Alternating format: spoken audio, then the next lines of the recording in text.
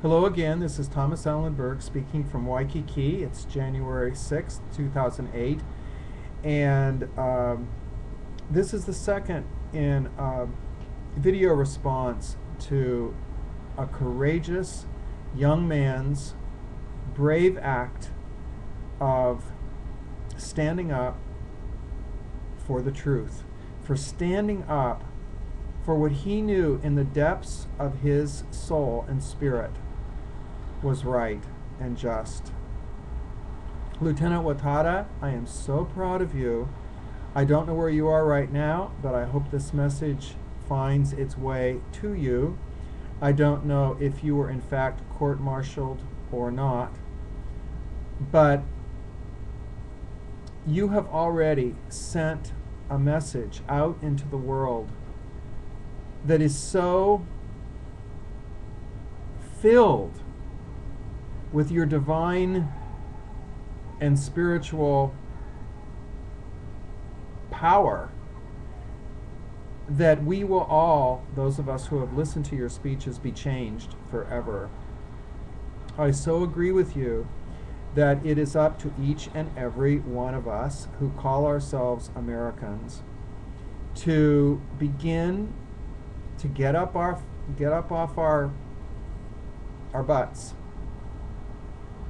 both butts and BUTS, all of the reasons why we think we can't make a difference, and begin to do what we can in our own worlds to bring truth back into the public conversation. What was amazing about listening to your speech, and I listened to many different versions of your speech, what was amazing to me was that it was so obvious you know what you're talking about. You were speaking the truth exactly as you knew it. You were telling the story of how America has become an aggressor nation, which is not in alignment with our highest ideals. You explained so clearly and so convincingly the many reasons why you had to stand up and say no. That is what we all have to learn how to do now. We have to learn up. We have to stand up and say no. We have to say no when we know that Big Brother or big business or big religion, the three bigs, or big media, when we know in our hearts that we're being manipulated. I, for one, woke up in the middle of teaching middle school in San Francisco, and I realized that I had become a manipulated Uncle Tom. I had allowed people with power and money to manipulate me into behaving in ways that I became increasingly aware of the fact, ways that were not in alignment with where I was spiritually or morally or ethically. I want to congratulate Lieutenant, because you had everything to lose, including your freedom, and yet you went ahead and you stood up for your morality, your ethical framework. I'm sure it had a lot to do with your spiritual essence, or what is going on with you spiritually. And I just want to support you, and I hope that we can all stand up, and we can, if you have been imprisoned, that we can find a way to free you. I feel like going up and down the streets of Waikiki. Waikiki is right down there, with a sign saying, "Free our hero, our Hawaiian hero," because I consider you a hero in the true tradition of American heroes. I want to read a little bit, a few quotes from some original Americans that also tapped into their heroic spiritual selfhood and lived from that. Martin Luther King Jr. says, "Darkness cannot drive out darkness. Only the light can do that. And you are a light to us all." Ralph Waldo Emerson says, "It is so easy in the world to live after the world's opinion.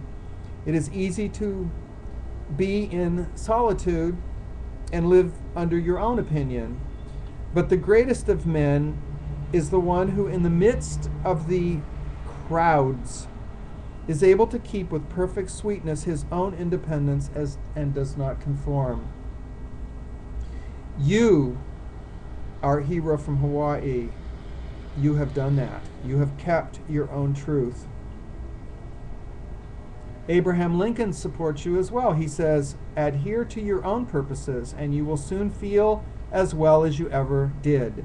On the contrary, if you lose the power of keeping your own resolution, you will regret it all your life. John Lennon said, and by the way, it's no coincidence that the most awake people in our society have been assassinated. We can connect the dots once and for all and realize that we live in a society that has been manipulated by certain very powerful secret groups to convince us that it's not safe to speak out the truth. But this is what John Lennon said. They keep you doped up with advertisements, religion, and TV, and they tell you that you're clever and classless and free, but you're still peasants as far as I can see. And this is what David Icke, the great freethinker in England, said recently. The human race is not evil. It has just allowed itself to become a manipulator's dream. It has given up free thinking so much that it hasn't even noticed the cultural coup d'etat that has happened to the mind. What is needed is a reconnection with the higher dimensions, so we can begin to enjoy our natural and holistic connection with the multi-dimensional self.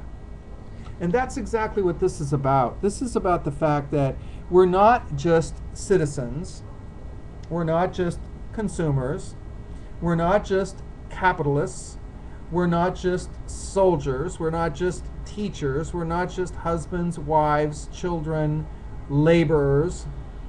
We are something so much broader and so much more empowering, which my students and I have renamed or named the cosmic super self within. I see this, Lieutenant, in what you've done. I see your cosmic super self exploding with the power that you were born with. And I am so proud of you. I'm so inspired. If there's anything I can do to help, let me know. I can be reached at www.uncletomsclassroom.com or by answering this video. I wish all of Hawaii could stand up and say we will not work another day, or we will not continue business as usual until you are given the Congressional Medal of Honor and the Medal of Freedom. I hope to God you're free tonight. If you're not, we need to do what we can to free you. If you are in some kind of military prison, I hope that these kind of messages are getting to you so you know that you are right up there with the rest of the greatest of our mystical founding fathers and mothers. Abraham Lincoln said, "Those who deny freedom to others do not deserve it for themselves, and under a just God cannot retain it for long." It will be the destiny of the United States to demonstrate this truth to the world. In giving freedom to those who are enslaved, we assure freedom to the free. Thomas Jefferson said, "I would rather be exposed to the inconveniencies attending too much liberty than those attending too small a degree of it." Ralph Waldo Emerson said it so clearly. He was a great American transcendentalist. He said, "Society everywhere is in a conspiracy against the manhood of every one of its members. Society is a joint stock company. It loves not realities and creators, but names, customs, and the securing of bread for each shareholder. Trust thyself. Accept the place that divine providence has found for you. God will not have his work made manifest by cowards. God needs a divine man to exhibit anything divine." And you, Lieutenant Watada, you are a divine man. You are a God man. You are someone who is waiting